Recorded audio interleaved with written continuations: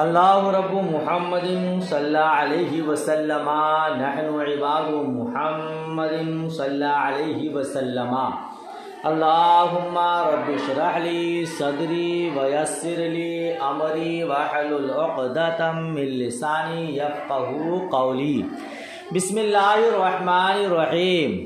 حدثنی محمد بن عبادہ اخبرنا یزید حدثنا سلیم بن حبان یا حیان وأثنى عليه حدثنا سعيد بن ميناء حدثنا أو سمعت جابر بن عبد الله يقول جاءت ملائكة إلى النبي صلى الله تعالى عليه وسلم وهو نائم فقال بعضهم إنه نائم وقال بعضهم إن العين نائمة والقلب يقظان فقالوا إن لصاحبكم هذا مثلا فاضربوا له مثلا۔ ترجمہ دیکھیے۔ ہم سے امام بخاری علیہ رحمہ فرماتے ہیں کہ ہمیں محمد بن عبادہ نے حدیث بیان کی، انہوں نے کہا ہمیں یزید نے خبر دی، انہوں نے کہا ہمیں سلیمان بن حیان نے حدیث بیان کی اور انہوں نے اس کی تعریف کی، واسنا علیہ، انہوں نے اس کی تعریف کی اور انہوں نے کہا ہمیں سعید بن مینا نے حدیث بیان کی، انہوں نے کہا ہمیں حدیث بیان کی یا کہا میں نے حضرت جابر بن عبداللہ رضی اللہ تعالی عنہ کو یہ بیان کرتے ہوئے سنا۔ کیا بیان کرتے ہوئے سنا؟ کہ جاءت ملائکۃ الی النبی، فرشتے نبی کریم صلی اللہ تعالی علیہ وسلم کے پاس آئے، وَهُوَ نَائِمٌ، اور آپ صلی اللہ تعالی وسلم اس وقت سوئے ہوئے تھے۔ فَقَالَ بَعْضُهُمْ إِنَّهُ نَائِمٌ، تو بعض فرشتوں نے کہا کہ یہ سوئے ہوئے ہیں۔ وَقَالَ بَعْضُهُمْ إِنَّ الْعَيْنَ نَائِمَةٌ وَالْقَلْبَ يَقْظَانٌ، اور دوسرے بعض فرشتوں نے کہا کہ آنکھ سوئی ہوئی ہے اور دل بیدار ہیں، سوئے ہیں وہ بظاہر، دل ان کا جاگتا ہے۔ تو دوسرے بعض فرشتوں نے کہا کہ آنکھ سوئی ہوئی ہے اور دل بیدار ہے۔ فقالوا ان لصاحبكم هذا مثلا فاضربوا له مثلا، تو انہوں نے کہا تمہارے اس صاحب کی ایک مثال ہے تو اس کی وہ مثال بیان کرو۔ تمہارے اس صاحب کی ایک مثال ہے، فَاضْرِبُوا لَهُ مَثَلًا، تو اس کی وہ مثال بیان کرو۔ فَقَالَ بَعْضُهُمْ إِنَّهُ نَائِمٌ وَقَالَ بَعْضُهُمْ إِنَّ الْعَيْنَ نَائِمَةٌ وَالْقَلْبَ يَقْظَانٌ، پھر بعض فرشتوں نے کہا وہ سوئے ہوئے ہیں اور دوسرے بعض فرشتوں نے کہا کہ آنکھ سوئی ہوئی ہے اور دل بیدار ہے، اور دل۔ فقالوا مثله كمثل رجل بنى دارا وجعل فيها مأدبة وبعث داعيا فمن أجاب الداعي دخل الدار وأكل من المأدبة ومن لم يجب الداعي لم يدخل الدار ولم يأكل من المأدبة۔ تو انہوں نے کہا ان کی مثال اس شخص کی طرح ہے جس نے ایک گھر بنایا اور اس میں ایک دسترخوان رکھا اور کسی دعوت دینے والے کو بھیجا گیا، تو جس نے دعوت دینے والے کی دعوت کو قبول کیا وہ گھر میں داخل ہو گیا اور اس نے دسترخوان سے کھانا کھایا۔ اور جس نے دعوت دینے والے کی دعوت کو قبول نہیں کیا تو وہ گھر میں داخل نہیں ہوا اور نہ اس نے دسترخوان سے کھایا۔ فقالوا اولوها له یفقہھا، پھر فرشتوں نے کہا اس مثال کی تعویل بیان کرو تاکہ یہ اس کو سمجھیں۔ اولوہا، اس مثال کی تعویل بیان کرو، یفقہھا، تاکہ یہ اس کو سمجھیں۔ فقال بعضهم انه نائم وقال بعضهم ان العين نائمة والقلب يقظان فقالوا فالدار الجنة والداعي محمد صلی اللہ تعالی علیہ وسلم۔ تو وہ تو ترجمہ ہوئی گیا بار بار کہ تو ان میں سے بعض نے کہا کہ وہ سوئے ہوئے ہیں، اور ان میں سے دوسرے بعض نے کہا کہ نہیں، آنکھیں سو رہی ہیں، دل بیدار ہے۔ فقالو، تو ان لوگوں نے کہا، ان فرشتوں نے کہا، فدار الجنہ، دار سے مراد جنت ہے، گھر سے مراد، اور دعوت دینے والے محمد عربی روحی فدا صلی اللہ تعالی علیہ وسلم ہیں۔ فمن اطاع محمد صلی اللہ تعالی علیہ وسلم فقد اطاع اللہ، تو جس نے محمد صلی اللہ تعالی علیہ وسلم کی اطاعت کی اس نے اللہ تعالی کی اطاعت کر لی۔ ومن عصى محمد صلی اللہ تعالی علیہ وسلم فقد عصى اللہ، اور جس نے محمد مصطفیٰ صلی اللہ تعالی علیہ وسلم کی نافرمانی کی اس نے اللہ تعالی کی نافرمانی کی۔ ومحمد صلی اللہ تعالی وسلم فرق بین الناس، اور محمد صلی اللہ تعالی وسلم لوگوں کے درمیان فرق کرنے والے ہیں۔ تابعہ قتیبۃ عن لیث عن خالد عن سعید بن ابی ہلال عن جابر خرج علینا النبی صلی اللہ تعالی علیہ وسلم۔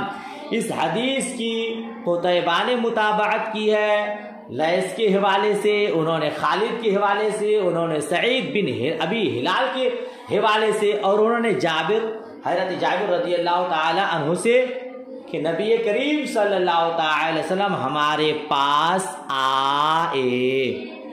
نبی کریم صلی اللہ تعالی علیہ وسلم، میرے خیال سے اس طرح کی حدیث آپ لوگوں نے بخاری شریف جلد اول میں بھی پڑھا ہے۔ کیا پڑھی اس حدیث میں آپ؟ فرشتے آئے، ان فرشتوں کا نام کیا تھا اس میں اس کا بیان نہیں ہے۔ اسی حدیث مبارک کو امام ترمذی نے جامع ترمذی میں، سنن ترمذی میں بیان کیا ہے، اور اس میں یہ بتایا ہے کہ وہ فرشتے حضرت جبریل علیہ السلام، حضرت میکائیل علیہ السلام تھے۔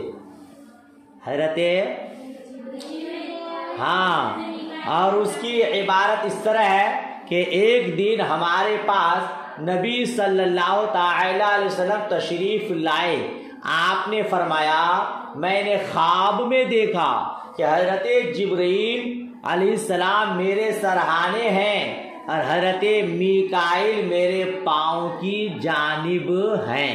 تو اس میں حضرت جبریل علیہ السلام اور حضرت میکائیل علیہ السلام کا نام لیا گیا ہے۔ حدیث میں مذکور ہے تمہارے صاحب کی ایک مثال ہے، وہ کون ہے؟ سیدنا محمد عربی روحی فدا صلی اللہ تعالی علیہ وسلم ایک مثال ہے۔ ان کی مثال کیا ہے کہ جنہوں نے ان کی اتباع کی۔ حدیث میں کیا پڑھے آپ کہ ایک گھر ہے اور پھر اس میں ایک دسترخوان ہے اور اس میں ایک دعوت دینے والا ہے، جس نے دعوت دینے والے کی دعوت کو قبول کیا وہ دسترخوان سے کھایا، گھر میں داخل ہوا دسترخوان سے کھایا، اور جس نے دعوت قبول نہیں کیا نہ وہ گھر میں داخل ہوا اور نہ دسترخوان سے کچھ کھایا، مفہوم بعد میں واضح ہوا، جس نے مصطفیٰ کریم کی اطاعت کی وہ گھر میں یعنی جنت میں داخل ہوا اور جنت کی نعمتوں سے سرفراز ہوا، اور جنہوں نے اطاعت نہیں کی، آپ کی پیروی اور فرما برداری نہیں کی، نہ وہ جنت میں گھر میں داخل ہو سکا اور نہ اس سے کچھ کھا سکا۔ جی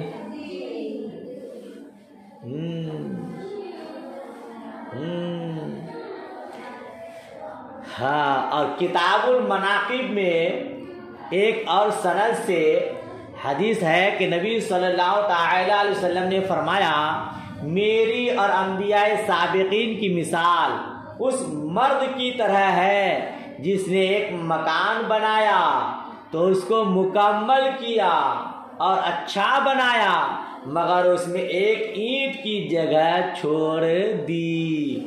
پڑھیں، وہ ایک اینٹ میں ہوں کہ گھر تو مکمل ہوا، مگر ایک اینٹ کی وجہ سے اس میں نقص اور کمی رہ گئی، وہ کمی پوری کرنے والی ذات میری ذات ہے۔ سبحان اللہ، بلا شبہ۔ تو حدیث بالکل واضح ہے۔ اگلی حدیث دیکھیے، حدثنا ابو نعیم حدثنا سفیان عن الاعمش عن ابراہیم عن حمام عن حذیفہ قال یا معشر القراء استقیموا فقد سبقتم سبقا بعیدا فإن أخذتم يمينا وشمالا لقد ضللتم ضلالا بعیدا۔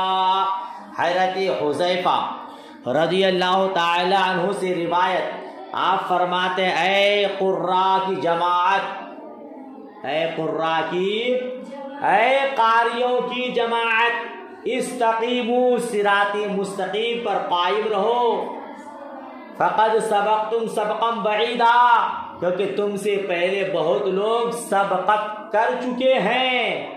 اگر تم دائیں بائیں کا راستہ اختیار کرو گے تو بہت بڑی گمراہی میں مبتلا ہو جاؤ گے۔ یہ حضرت حذیفہ رضی اللہ تعالی عنہ نے ان لوگوں سے خطاب کیا جنہوں نے ابتدائی اسلام کا زمانہ پایا، پھر انہوں نے کتاب و سنت کے ساتھ اپنے آپ کو لازم رکھا، وہ ہر چیز اور ہر خیر کی طرف سبقت حاصل کر لیں گے، اور جو ان کے بعد آیا اور اس نے انہی کی طرح عمل کیا تو وہ بھی ان کے مرتبہ اور مقام کو پا لیں گے، اور اگر اس نے ایسا عمل نہیں کیا تو وہ اسلام سے بہت بعید ہو جائیں گے۔ کیا مذکور حدیث میں، اگر تم دائیں یا بائیں کا راستہ اختیار کرو گے تو بہت گمراہی میں مبتلا ہو جاؤ گے، مطلب یہ تم نے مسلمانوں کے کیے ہوئے عمل کے خلاف عمل کیا تو گمراہی میں مبتلا ہو جاؤ گے۔ صحیح بات ہے۔ اللہ رب العزت نے قرآن مجید میں ارشاد فرمایا ہے، سورہ انعام ہے، آیت نمبر 153 ہے، وَأَنَّ هَذَا صِرَاطِي مُسْتَقِيمًا فَاتَّبِعُوهُ وَلَا تَتَّبِعُوا السُّبُلَ فَتَفَرَّقَ بِكُمْ عَن سَبِيلِهِ، جس کا معنی بے شک یہ میرا سیدھا راستہ ہے، سیدھا، تو تم اسی راستہ پر چلو اور دوسرے راستوں پر نہ چلو، وہ راستے تمہیں اللہ کے راستے سے الگ کر دیں گے۔ جو صراط مستقیم ہے، اہل سنت والجماعت کا راستہ ہے، وہی راستہ اختیار کرو۔ نور الانوار میں آپ پڑھ چکے ہیں، اہل سنت والجماعت ہی صراط مستقیم پر ہے، اور صراط مستقیم کا مصداق بحمدہ تعالی بطفیل حبیبہ الاعلی ہم ہی ہیں، ماشاءاللہ۔ تو جو ہمارے راستے پر ہے وہ کامیاب، جو اس سے بھٹکا وہ بھٹک گیا۔ ٹھیک ہے، تو اس آیت اور حدیث میں یہ اشارہ ہے کہ مہاجرین اور انصار میں سے جو مقدم تھے اور صراط مستقیم پر قائم رہے اور نبی کے سامنے ان کی شہادت ہو گئی، یا آپ کے بعد وہ آپ کے طریقہ پر قائم رہتے ہوئے عمر پوری کر کے فوت ہو گئے یا شہید ہو گئے، تو ان کو فضیلت حاصل ہے۔ اب بعد کے لوگ اگر اسی راستے پر رہیں گے تو کامیاب ہوں گے، اگر اس راستے سے تھوڑے دائیں بائیں مڑ گئے تو پھر کہیں کا کہیں چلے جائیں گے۔ اللہ پاک ہم سب کو دین حق، مسلک اعلیٰ حضرت، مسلک اہل سنت پر سختی کے ساتھ قائم و دائم فرمائے، آمین ثم آمین۔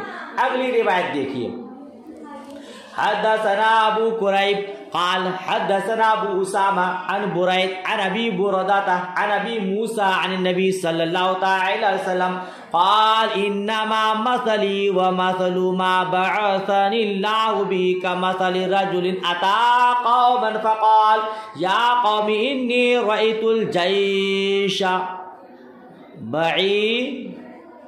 بعینی وانی انا النذیر العریان۔